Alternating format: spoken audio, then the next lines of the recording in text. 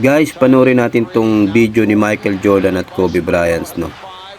Ito talaga guys yung malaking pagkakaiba ni Michael Jordan at ni LeBron James, no, pagdating sa mga endgame, o win-win situation, kumbaga, no, manalo o matalo, no.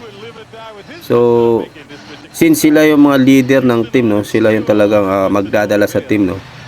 Ito si Michael Jordan guys, no, is willing talagang i-take a risk, no.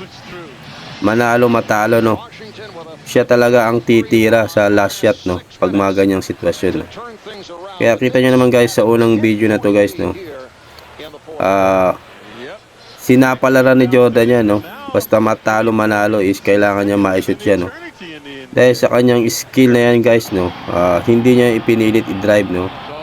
Dahil alam niya mas malaki ang chance rin, no, na mabuta o madepensahan siya, o kaya gumawa siya ng isang mid-range jump shot, no.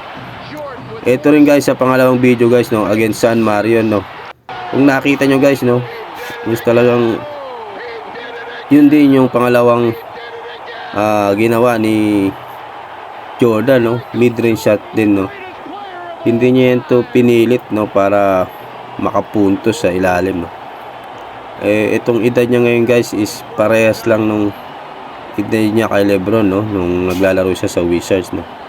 Pero may mga winning shot na talaga na siya mismo ang tumitira, no, sa last shot para talagang pangunahan niya ang kanyang kuponan, no. Dito naman guys sa susunod na video guys, no, ito naman yung game winning shot din, no, win or lose din yan, no. Win-win situation, no, kay LeBron James, no, against Miami Heat, no. Itong play na to ay talagang dinesign para kay LeBron James, so either atakihin niya o itira niya, o dito guys is nag-decide siya, no, na ipasa, no, na dapat talagang dapat siya ang tatapos sa tira na yan, no? So dahil siya nga yung talagang team leader nila, no, at yun pa guys ang napansin natin, no, walang mid-range jump shot si LeBron, no, kaya hindi niya pinilit niya sa ilalim at sinalubong siya ng defender na nagresulta na ipasa niya sa kanyang kampi. Katulad na lang ito guys, itong ginawa niya nung against sa Denver Nuggets guys, no. Kung napapansin nyo, pinilit niya yan din, no, nang salubungin siya ng defender, no, at hindi niya nagawa yung mid-range shot na tira, no. Nabutata siya, at yun ang pinalabasan guys, no, nabutata siya, hindi niya yan naipasa, no, sa kanyang mga kampi, no. Unlike dun sa unang play na alam niya magigipit siya kaya ipinasa niya, no. So dito guys sa pangalawang play, nagipit siya dyan, no, at nabutata siya, no.